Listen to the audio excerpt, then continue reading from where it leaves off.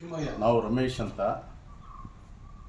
ಕದ್ರಿನಕೋಟೆ survey number 130 JMIಯಿಂದ ನಾವು 2022ರಲ್ಲಿ ಖರೀದಿ ಮಾಡಿದ್ದೀವಿ. ಅದಕ್ಕೆ ಮುಂಚೆ ಬಂದುಬಿಟ್ಟು 5 ಜನಕ್ಕೆ ಟ್ರಾನ್ಸ್ಫರ್ ಆಗಿದೆ 1962ಇಂದ. ಇದು ಬಂದುಬಿಟ್ಟು ಒರಿಜಿನಲ್ ಇಳುವರಿ ನಂಬರ್. ಇದು ಯಾವ ಗೋಮಾಲನೋ ಯಾವುದು ಏನು ಇದರದ್ದು ಇಲ್ಲ. 2024ರಲ್ಲಿ ನಾವು ಹೋಗಿ ನೋಡಿದ್ರೆ ಒಂದು 5ರಿಂದ 10 ಕ್ವಿಂಟಾಲ್ವರೆಗೂ ಅವ್ರು ಬಂದುಬಿಟ್ಟು ಉಳುಮೆ ಮಾಡಿಬಿಟ್ಟಿದ್ರು.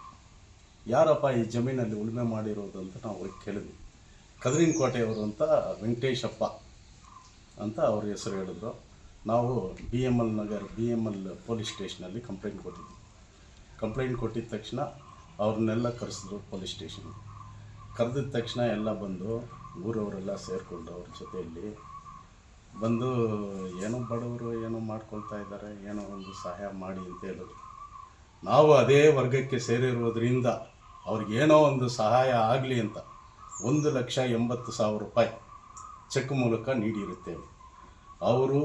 ಅವ್ರ ಜೊತೆಯಲ್ಲಿ ಪ್ರಭಾಕರ್, ಬೇತ್ಮಂಗ್ಲದಲ್ಲಿ ಕೃಷ್ಣಮೂರ್ತಿ, ಇವರೆಲ್ಲ ಪೊಲೀಸ್ ಅವ್ರ ಮುಂದೆನೇ ಇದೆಲ್ಲ ತಗೊಂಡು ದುಡ್ಡೆಲ್ಲ ತಗೊಂಡು ಇವತ್ತು ಬಂದು 2025 24ನೇ ತಾರೀಕು ಫೆಬ್ರವರಿಯಲ್ಲಿ ನಾವು ಹೋಗಿ ಫೆನ್ಸಿಂಗ್ ಹಾಕೋಕ್ಕೆ ಹೋದರೆ ಅಲ್ಲಿ ಬಂದುಬಿಟ್ಟು ಗಲಾಟೆಗಳು ಮಾಡಿ ನಮ್ಮ ಫೆನ್ಸಿಂಗ್ ಮಾಡೋದನ್ನೆಲ್ಲ ಸ್ಟಾಪ್ ಮಾಡಿ ತೊಂದರೆ ಕೊಟ್ಟಿದ್ದಾರೆ.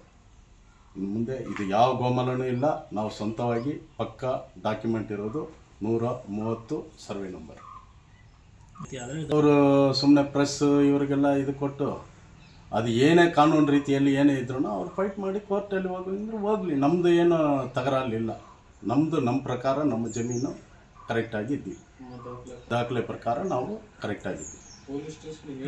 ನಾವು ಮತ್ತೆ ನಮಗೆ ತೊಂದರೆ ಕೊಟ್ಟರೆ ಪೊಲೀಸ್ ಸ್ಟೇಷನಲ್ಲಿ ಹೋಗಿ ಕ್ರಮ ತಗೊಳ್ತೀವಿ, ಅವ್ರ ಮೇಲೆ FIR ಆಗುತ್ತೆ.